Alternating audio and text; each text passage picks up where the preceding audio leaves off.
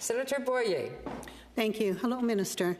Thank you for coming today. Canada has long been regarded as a leader in the international community when it comes to the training and development of our armed forces. However, in recent years, senior military leaders have expressed that there is not nearly enough funding to sustain and improve the level of training that our members receive. It's also my understanding that the Department of National Defence has been asked to find budget cuts this fiscal year.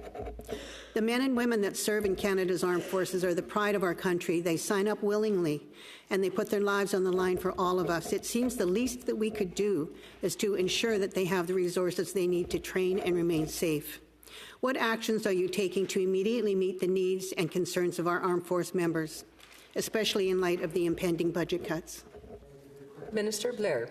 Complete agreement, and I share your pride in the excellence in the training and capabilities of members of our Canadian Armed Forces. They are renowned and respected around the world, and in fact, I hear often from our allies and our friends and people around the world that they want the Canadian Armed Forces to come and help train their people. And for example, we trained over 45,000 Ukrainian soldiers, and the Ukrainians tell us that was absolutely critical in their survival in the early weeks of the illegal Russian invasion.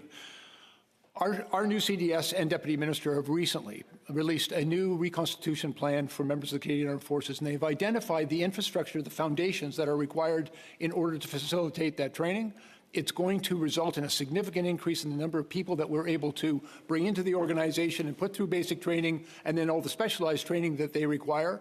It requires investment in that training capacity, and we're making that investment. It's foundational. There are a number of other things that I hope I get an opportunity to explain what some of those are.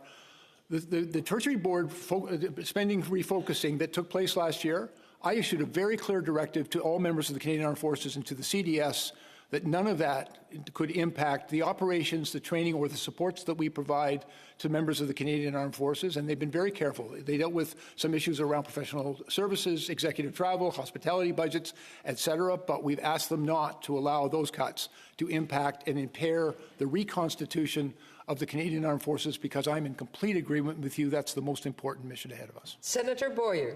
Thank you, Minister. As I'm sure you agree, one way to improve the strength of our armed forces is by increasing the diversity within. First Nations, Métis, and Inuit people have a long and honoured history of serving, which continues to this day. I am wondering if you can speak to your recruitment strategy for Indigenous communities, and specifically if you are using Indigenous recruiters going into the community and sharing their experiences. Minister. And I'm in complete agreement. I think a smart organization, an effective organization, is one with a great diversity of perspectives, and certainly the Indigenous, traditional Indigenous knowledge is very important to us operating effectively in the High North and in the communities for which that knowledge is so helpful. We right now are at approximately 4% of our Canadian Armed Forces members do report Indigenous heritage. And of course, we have the Rangers, which is nearly 5,000 people, both junior Rangers and the Rangers force themselves, which is overwhelmingly Indigenous and is absolutely essential to our security and sovereignty in the far north. But I think I'm also in agreement with you in the reconstitution plan.